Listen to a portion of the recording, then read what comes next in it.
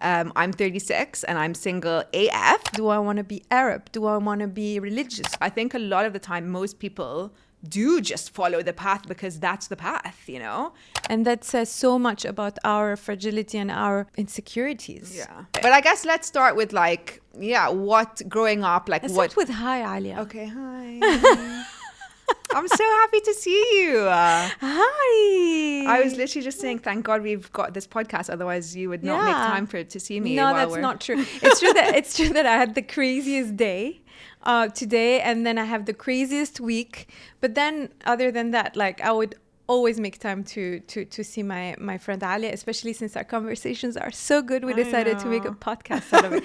It's not because we have good conversations. Okay, hold on. It's not because we have good conversations that we have a podcast. We have a podcast because we have good conversations. Totally. I think so. I agree. Humbly. But I love how we were in Tunisia last time and now we're in Dubai. Yeah. And where will we meet next? Ibn Battuta, Saudi Arabia, and then China. Oh my God, I love that for us. But yeah, so you've had a mad day. What have you been doing? Well, this morning I had an opening and Saint Laurent was there, so that was cute, of a store. Then I had client meetings, and stuff like a lot of stuff. And especially since I come here, I don't live here, so every time I come here I pack my days, so everything is accounted for. Every minute is accounted for. Also because I'm a mom, so I have this guilt, make your time count. So that's why I'm rushing too. I mean, I'm loving Dubai. I'm I could stay here forever. Why don't you? I think I will, but that's a conversation for another day. But yeah, I think we were thinking that we could maybe talk a little bit about what life is supposed to look like as a woman. Yeah. I'm 36 and I'm single AF and really happy, other than the fact that everyone else thinks that there's something wrong. Mm-hmm. And I think, as a woman, we're so often, even that what I really hate? That we we go from Miss to Mrs., whereas a man is just Mr. the whole time. Right? So true. So we're always kind of, made to feel like we're someone's partner rather than our own person. So when you're a Mrs., you want to be a Miss because it sounds, fresher. And where you're a Miss, you want to be a Mrs. Welcome to womanhood or being a human being, rather. Yeah, I guess so. But I guess, where did you, when you were growing up, when did you sort of start to think about what your life could look like when you were older and what that should entail? Listen, when I grew up, I had no idea who I was, but I had a lot of ideas of who I was supposed to be. And that turned me into some sort of a chameleon where, my friends used to make fun of me because, for example, if I was with a certain type of the rapper crew, then I would speak like a rapper, and then the bougie crew, then I would become bougie. And I was they would always make fun of me because I had no sense of who I was, but I always adapted to the audience. Like Kourtney Kardashian, who basically just becomes whichever man she's with. It's so true. But that, then even worse, because then it's day by day, friend group by friend group. And we talked about it in the first episode. I was supposed to be this sort of good girl from a good family, whatever. And, I took those positions and I took those, behaviors in and adapted them. But then I started having anxiety and panic attacks when I was 22. What do you think the panic attacks was? Because I was not myself. I was not who I am inside. I was who people wanted me to be because I wanted to be accepted. And it's the best thing that ever happened to me, although it was a total nightmare. Those panic attacks kind of did tabula rasa, meaning I was no one. At some point I did very big panic attacks where I did not know where I was, who I was, etc. And it was so bad that I started doing lists, Sofia's favorite breads, Lebanese bread, Indian bread. And I started doing those lists to really rebuild myself. Favorite singers. Who am I? Do I want to be a fashion girl? Do I want to be a writer? Do I want to be a bourgeois Tunisian? Do I want to be white? Do I want to be Arab? Do I want to be religious? Do I want to be, all those things? And when you are a complicated person, which everyone is a complicated person, it's very hard to stay on the path if you are self-aware, and your body will always remind you. This is a long-winded answer, and I apologize. No, I mean, but this is my story. Yeah. No, I totally get it. I mean, I love the idea of making lists. I feel like it can be, also the thing is though, we can be all of those things at once, right? But I think, yeah, for so long, I mean, same, I relate very much to that. I feel like I built myself at one point in opposition to a lot of the ideas of what I was supposed to be, actually, rather than adhering to the expectations. I was almost like, fuck all of these things. I'm going to be the opposite of them. And so actually, even more, more recently, I'm in my mid-30s, but I feel like I'm still kind of like, oh, okay, so who am I outside of being the opposite of who you're supposed to be is still existing within the confines of that, whether you're inside or outside the box, right? Absolutely. So I've in a way journaling for me has been that, but that's very much the way that I've kind of come to terms with my own voice and who I am and all of that kind of thing. And I think similarly, I would very much identify with the man that I was with. So whoever my boyfriend was, I would be like, oh, what are the things that they like? Who do they think I'm supposed to be? Or who do they think I am, actually? And how do I make sure that I kind of, it wasn't even that I was trying to be that. It was that I thought that what other people expected of me was better than what I might have wanted for myself, if that makes any sense.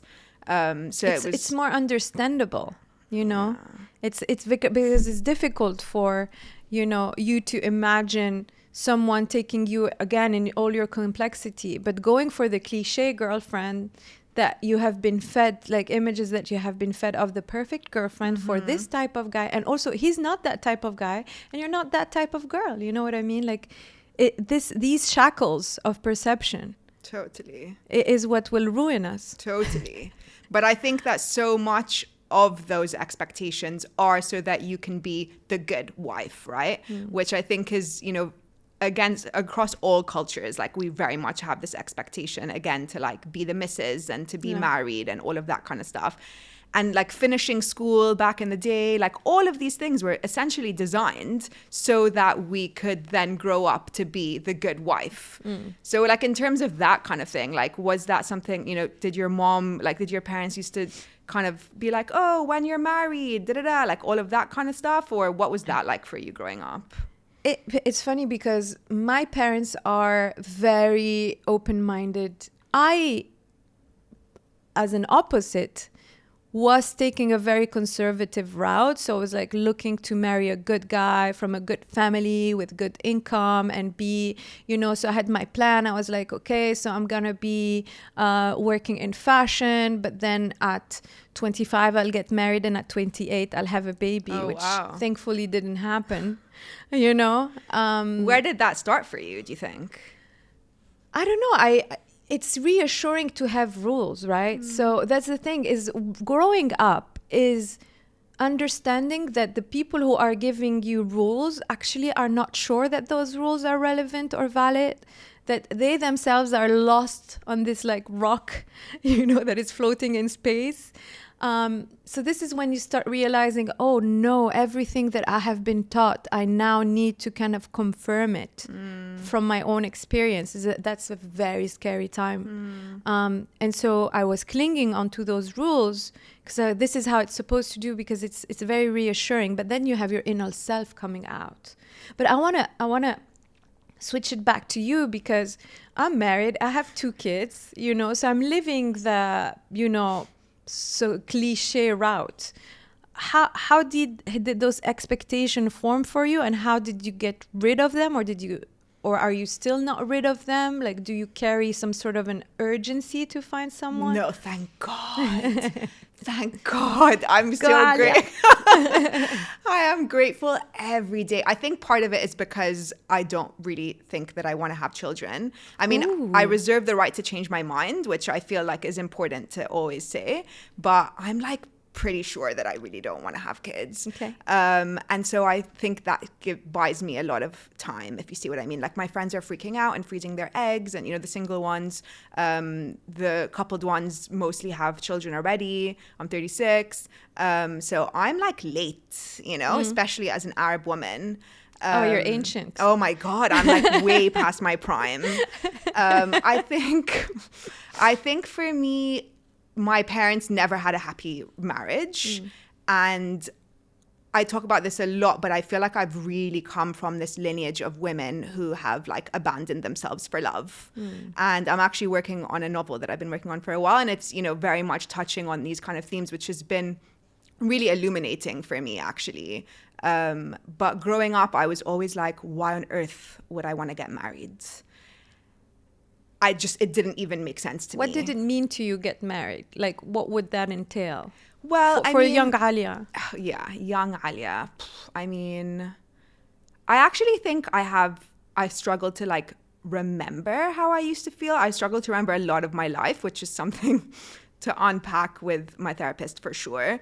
But I think young Alya just felt really like I would fall for a guy and I would become obsessed with them. And I remember the first time I ever had a crush on a guy, I must have been like 13 or something. And I like placed my worth in what he would think of me very much.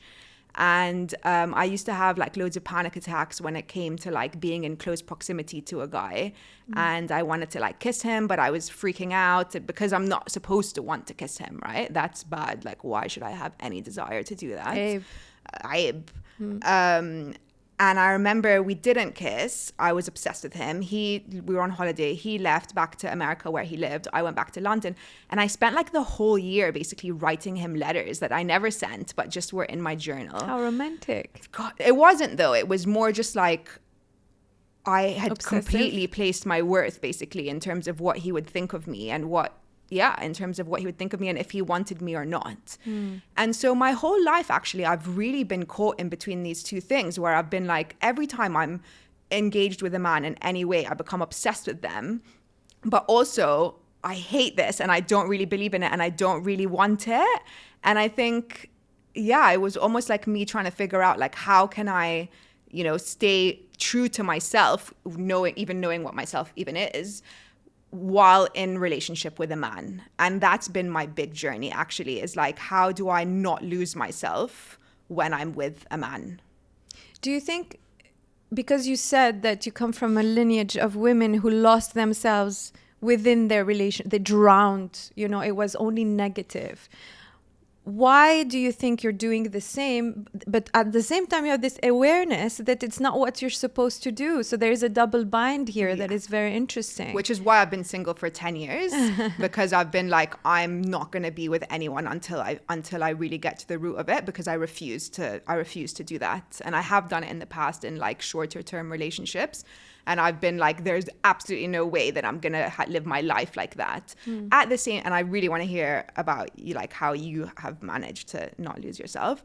But another side of this is that I actually think that in large part, this is a systemic thing. And yes, it is my lineage. It's, you know, something for me to heal, which I have been healing. And I think I'm almost there. But I also think that it is a systemic thing. And historically, you know, marriage has been a patriarchal institution rooted in capitalism, and, you know, one where the woman is doing most of the emotional labor, most of the, you know, all of the things. Labor. Yeah. Well, yeah. And there's something I came across recently, which is called the marriage imbalance puzzle, which is like statistically shows that when a woman is in a long-term heterosexual relationship, she is more likely to, you know, become unhealthy. She makes less money at work. She's more likely to be killed, often because it's the man in her house who's going to do it. Of course. To, you know, suffer mental health issues.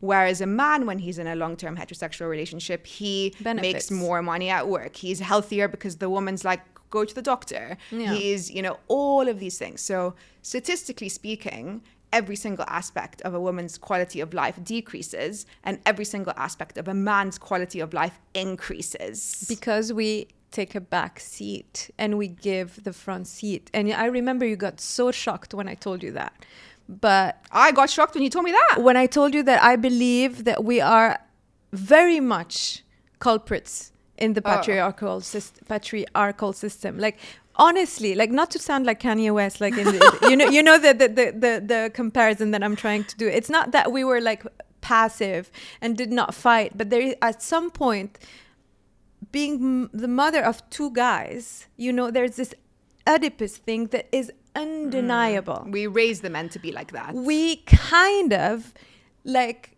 cuddle them and give them so much love because we are in, you know, we're disposed to be very warm, and especially towards a boy.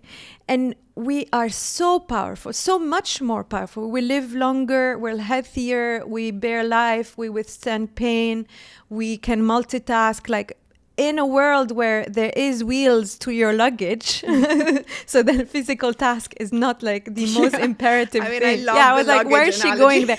No, but you know what I mean? Like, yes. You have wheels to your luggage and you have cars and elevators. We don't need that physical strength in the same way that we used to. If you compare both sexes, one is very much stronger, and it's us, you know? You know, a big part of the problem with a lot of the feminism, the second wave of feminism, is that actually a lot of women were fighting for the right to be outside the house, in work, in, you know, but there wasn't so much the push for men to be inside the house doing the household labor as well. And so actually now we're in a time where a lot of women are doing like double shifts, you know?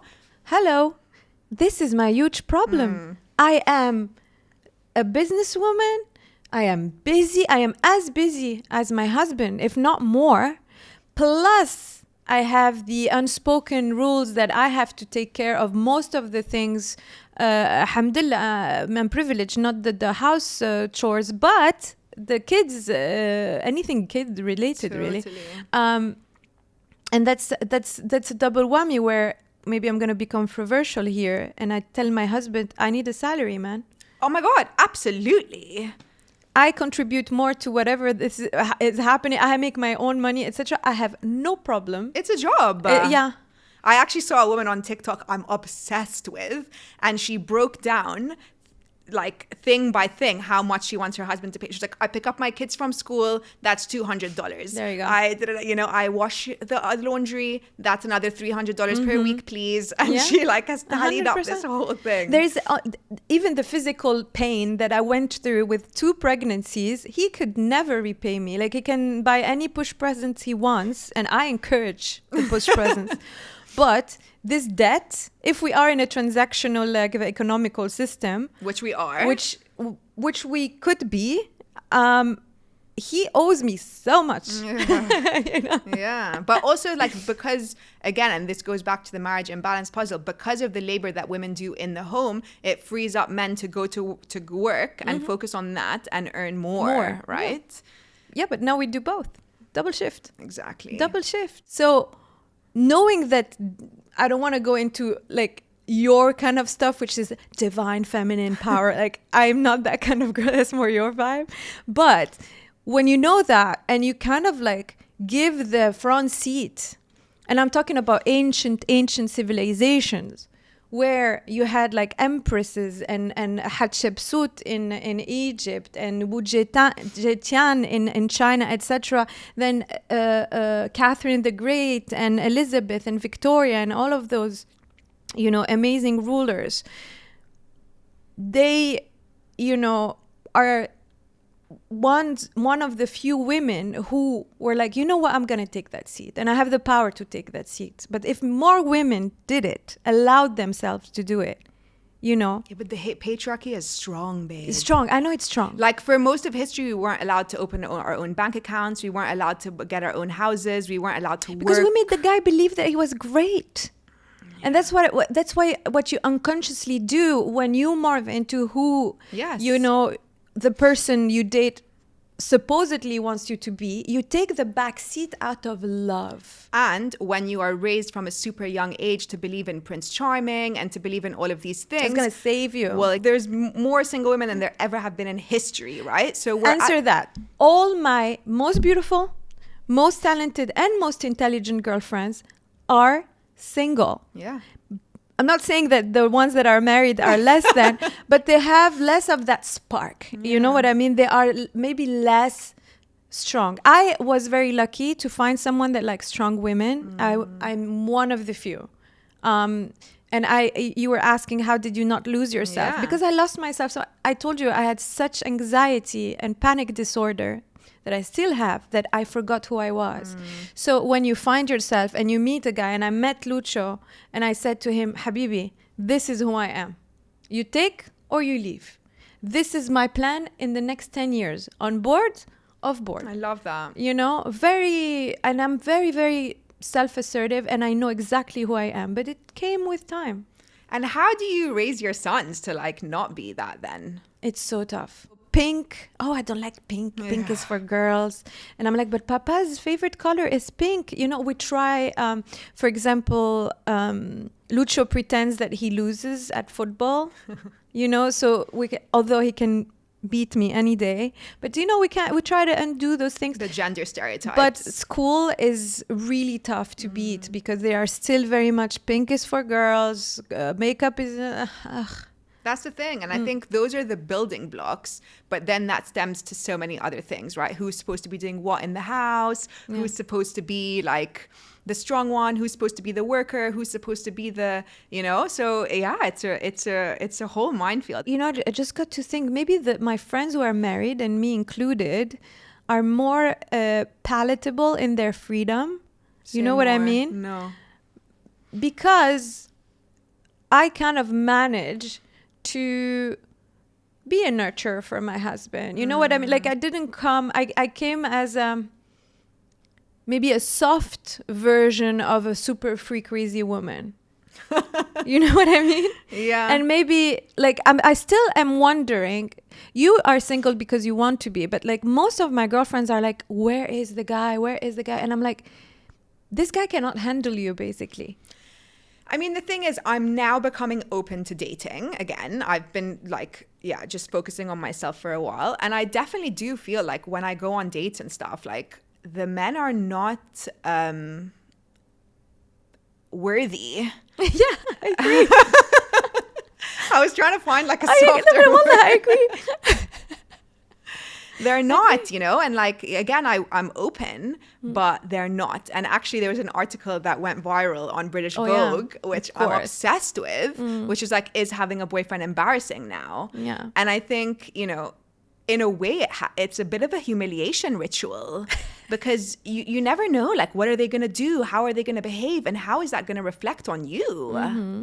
What I tell Lucio is, we need to be added values in each other's life. Totally. We need to be sufficient. And then if you make my life better, then let's rock and roll. Absolutely. If you don't, Habibi, you know, I'm good. And you need to be a complete human being to be able, and you were very wise in saying, I won't date until I figured out who I was and what I wanted, because you cannot, you know, especially now that life has you know, life expectancy has you know, improved so well. Like, before you were like, okay, we get married at 16, we die at 40. But now, like, do you really want to see the same guy every day until you're 95? I mean, real talk, and I've been saying this for a really, really long time. If and when I meet a guy, I want him to be my neighbor. I don't want to live with him. I genuinely do not. And I've been saying it for a long Makes time. sense. Like, I just find the concept really strange. Like, you're like Whoopi, I think it was Whoopi Goldberg. She's like, I don't want a man in my house. That's how I feel.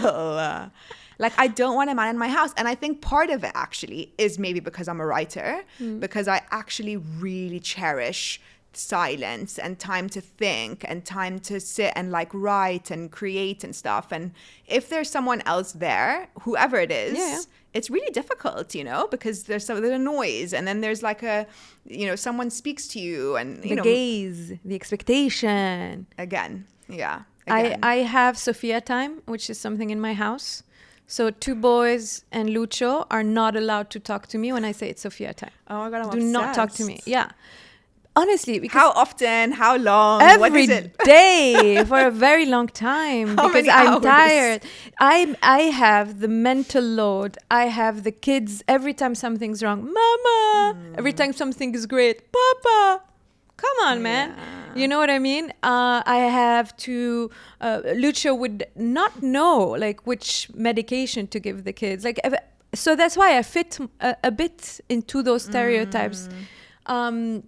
But when I say I'm closing the doors, I'm closing the door. You know what I mean? And also, like, we travel so much that we miss each other. I don't think today's relationships can last if you don't have space to breathe. I agree. There's no way. I agree. But do you ever feel like, I mean, a lot of my married and like mother friends, I should say, they really deal with this like mom guilt, you know, All of the like, time.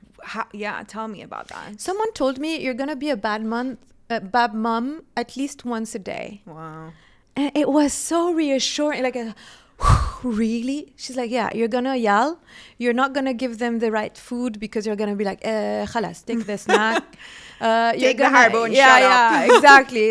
You're gonna be on a Microsoft Teams call, and then they're gonna come in the room and you're gonna throw your phone to them so that, you know, you're, especially with the first, you're like full of good intentions. You're like, I'm gonna raise this kid right, and he's gonna be on microbiotic diet or whatever, and he's not gonna have screens.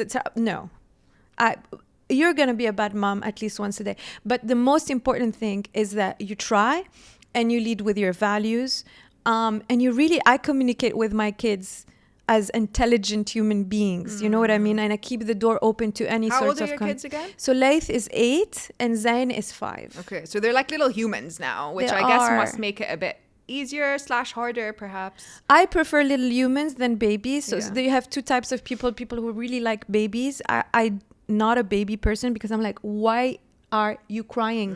Can you please communicate with me? Can't read your mind. Yeah. Yeah. And no, I love those little, I've loved those little boys, obviously, but I love their little brain and their wisdom. But they also know that mommy is her own person, and that sometimes she's just going to do work, and sometimes she's just going to watch Netflix and it's Sofia time, and no one can talk to her. I'm obsessed. And they actually don't talk to you. No. Wow. Did you always want to be a mom? Like, to go back to like what you thought you should be doing? I never questioned it. Yeah. So it's not, I never wanted to be a mom, but I never would not wanted to be a mom. And there is a sort of, so I gave Lucio a deadline, and I was like, in May 2015, I'm going to be pregnant. And I got pregnant in May 2015. Did you really? Wow. Yeah. And talk about the power of manifestation. And Laith was born on January 2017. Yeah, but I guess I wanted to do it because it had to be. Yeah. I need to be honest with you. There is a please part do. of that. I adore my family, and it's my dream family, and I dreamt it. But did I dream it for the right reasons? I cannot tell you. No one can. I think that's the really hard thing, is that when the ideas of what your life is supposed to look like are so clear and so strong, it's really difficult to even imagine something else, right? So I think a lot of the time, most people do just follow the path because that's the path, you know? And it's something that I definitely struggle with more when I'm in Egypt, actually, versus when I'm in London or whatever. Because in London, there's a lot of different examples of what your life can look like, you know? I have so many friends who are single. I have so many, I know people who are married and they're like, we don't want to have kids, and they're not having kids. People who have had, you know, one of my friends moved to the countryside, adopted a child. Amazing. Another one, you know, got a sperm donor and like has a child, you know? So there's so many different things. Whereas in Egypt, it's very much, or in a lot of the, you know, Arab world. Arab world, it's like, this is what we do. And then you. But I'm sure some of our listeners will be like, what? You don't want to have kids? And other would be like, me too. Oh, yeah. But no one knows about it. For sure. And so when I'm in Egypt, there's, I mean, less and less, because I feel like I've really trained people and they know who I am, like more and more. But there's this sense of like, oh, you're behind me on the path. And there's almost like a sense of pity, you know? Whereas I'm like, oh, babe, I'm not on your path at all. I'm actually on another road entirely. You know what I mean? I mean, the countryside, you're on the highway, baby. Yeah, exactly. And that, I think, can be really scary because I feel like I'm in uncharted territory, you know? And it's actually my mom, oh my God, I don't know if she's going to actually be like, she told me, Alya, don't post this on Instagram.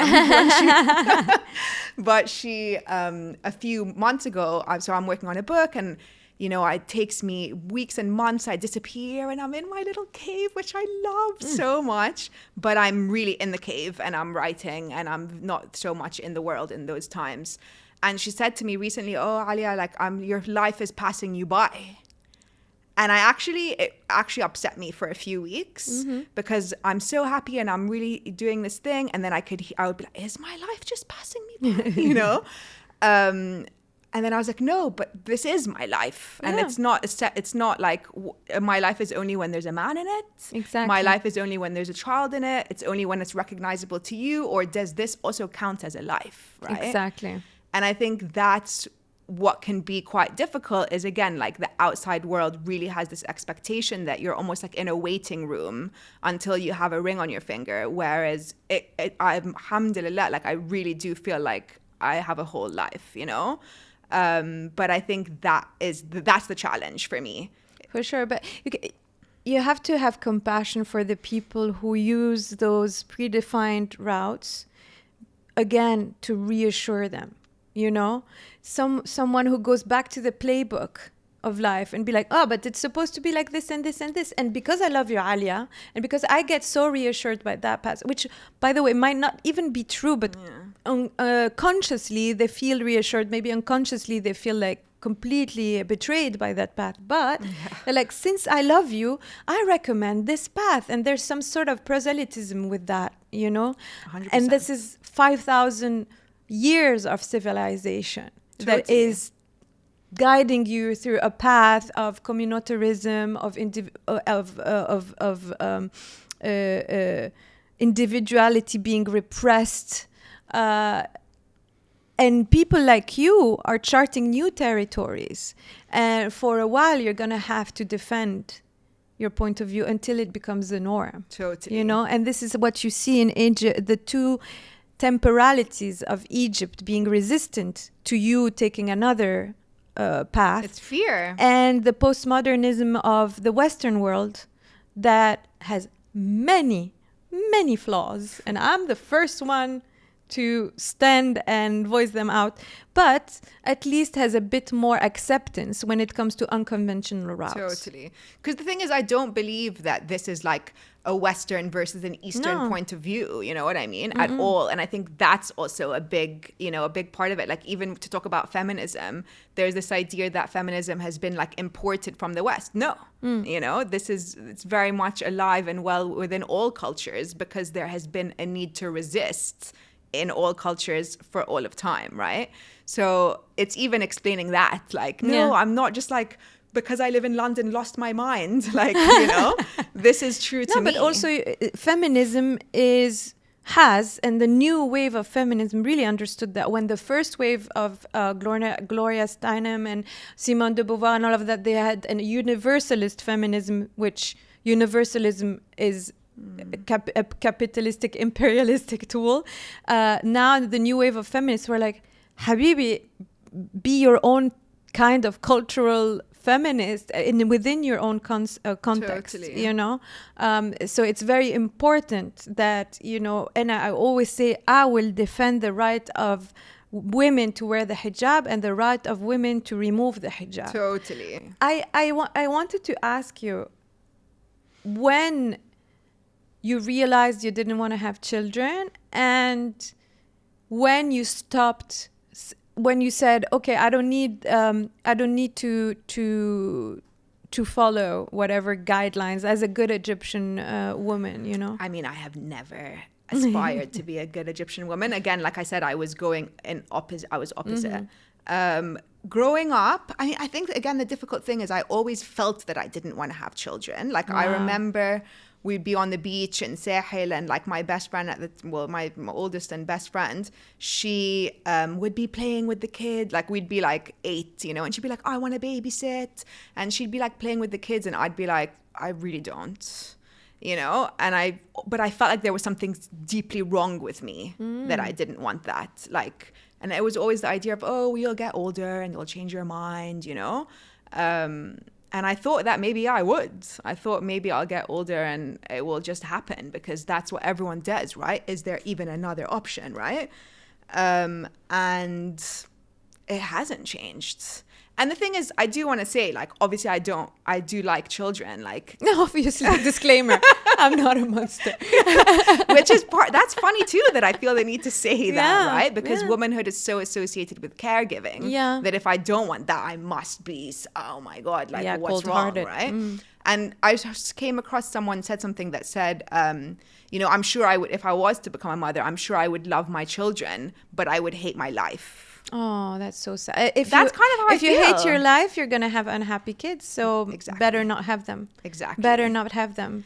I think the only way that I would do it, because again, I do reserve the right to change my mind, is if I meet the most amazing man and he's going to go 50-50. Like, if he could carry the child, that would be ideal. But if not, then at the very least 50-50. But I think it's really difficult. I haven't really quite seen it. But another subject is, would that appeal most of the women? Because there's also a lot of work to undo the sense of what, you know, masculinity or sexy it is to the other, to the gaze of the women. And that also is learned. Totally. You know? And it's so funny because today I thanked Marwan Saint-Levant. I was like, thank you for changing the perspective when it comes to masculinity, you know, because he's very much doing that. Do you think, though? Because I do feel like he's still quite an alpha.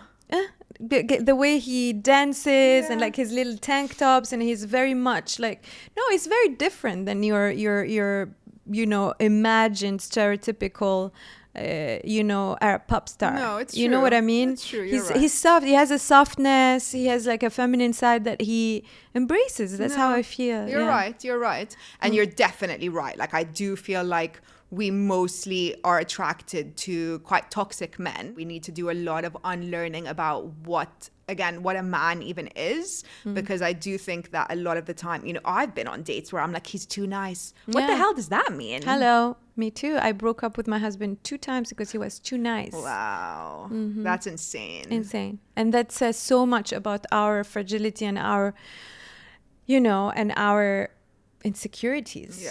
Yeah, totally. And then, of course, if you quote unquote end up, although I don't really believe in this like end up thing, but if you end up with like a toxic man, of course you are then going to fall into the like, you know, the stereotypical things of what a woman is supposed to be. Exactly. And so that's the big, I think that's the big unlearning that needs to be done. But we also need, again, men to feel able to step into that without being accused of like being gay or whatever, you know, like.